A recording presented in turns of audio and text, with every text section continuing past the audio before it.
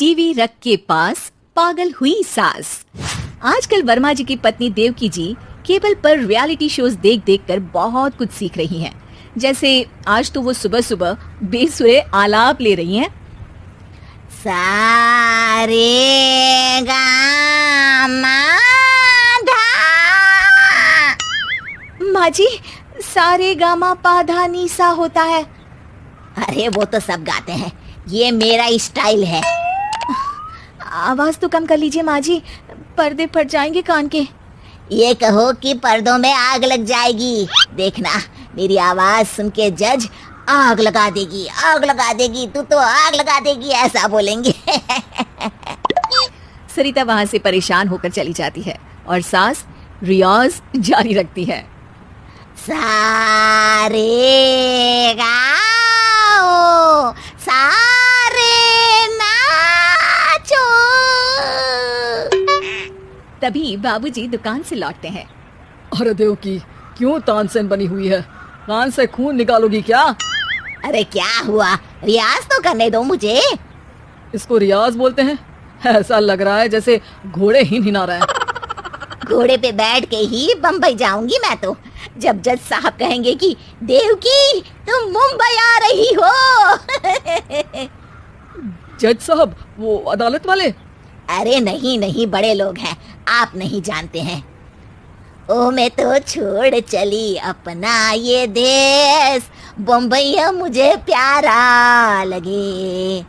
गाना गाती हुई देवकी चली जाती है और बाबूजी अपनी सरफिरी पत्नी के इस संगीत प्रेम की चर्चा करने बहू के पास चले जाते हैं। अरे सरिता बेटा, सुनो तो, ये तेरी सास को क्या हुआ है बेटा? सुबह तो अच्छा भला छोड़कर गया था इसे। सिंगर बनेगी अब वो।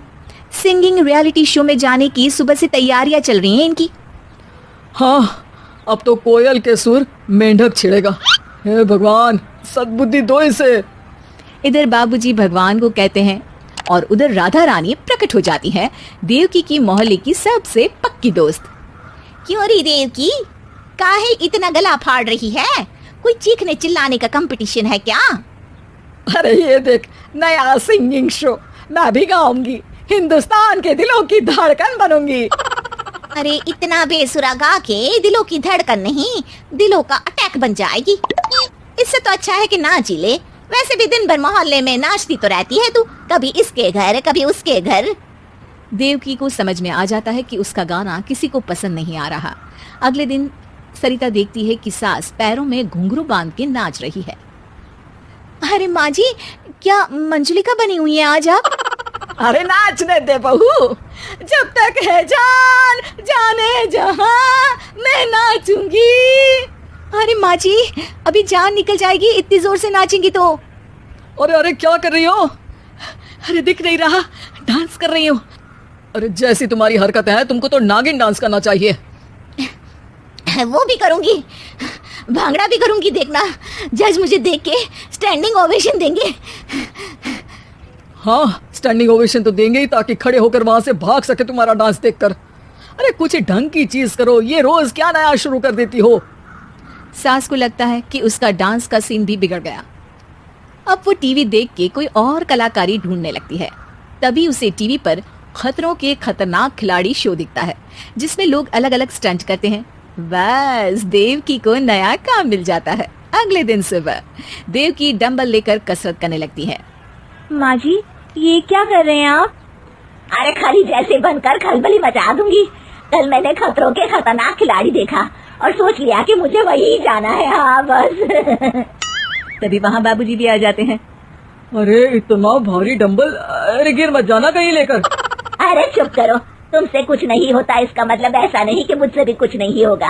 मैं तो खतरों के खतरनाक खिलाड़ी में जाने वाली हूँ। हाँ, मैं तो इस शो में तभी गया था जब तुमसे शादी हुई थी। तुमसे शादी करना भी खतरों के खतरनाक खिलाड़ी में जाने से कम थोड़ी ना है। अब चुप भी रहिए। अरे बहू, वो भारी वाला डंबल उठा कर ला तो। अरे नाना माँ जी, आप संभाल नहीं पाओगी।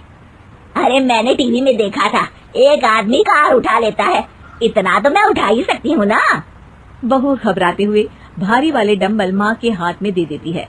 जैसे ही माँ दोनों हाथ ऊपर करती है, पूरे शरीर का बैलेंस बिगड़ जाता है और वो पीछे की तरफ गिर जाती है। डंबल जाकर टीवी में लगता है और टीवी फूट जाती है।